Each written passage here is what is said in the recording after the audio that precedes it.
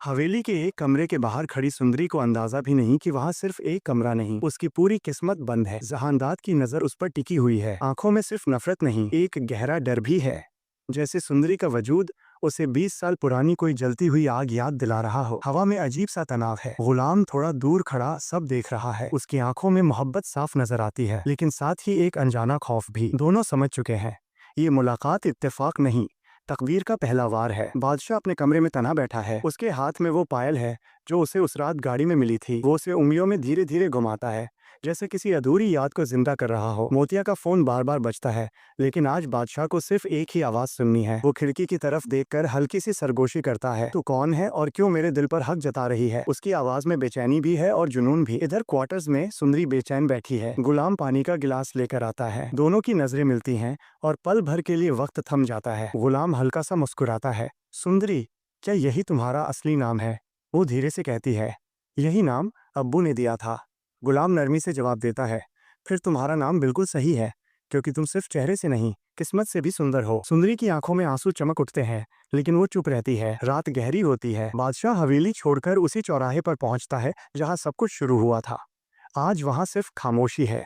उसके हाथ में पायल है और आंखों में जिद। इतने में साहिब जान का फोन आता है।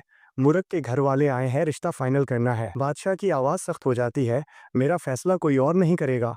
और वो फोन काट देता है। इसी रात एक और राज सामने आता है। सुंदरी का दरवाजा खुद ब खुद खुलता है। सामने खुर्शीद खड़ी होती है, आंखों में नमी, चेहरे पर अजीब सी पहचान। वो सुंदरी को देखकर सरगोशी करती है। तुम बिल्कुल उसकी तरह लगती हो। सुंदरी घबरा कर पूछती है, आप कौन है? खुर्शीद कहती है, मैं वो हूँ जिसे तुम्हारे वालिद ने कभी बुलाया नहीं। सुबह हवेली में तूफान बरपा होता है। बादशाह सबके सामने ऐलान करता है कि उसे वो लड़की चाहिए। जहांदाद गुस्से से बोल उठता है, तुम मिनिस्टर हो, तुम्हारी जिंदगी अवाम की है।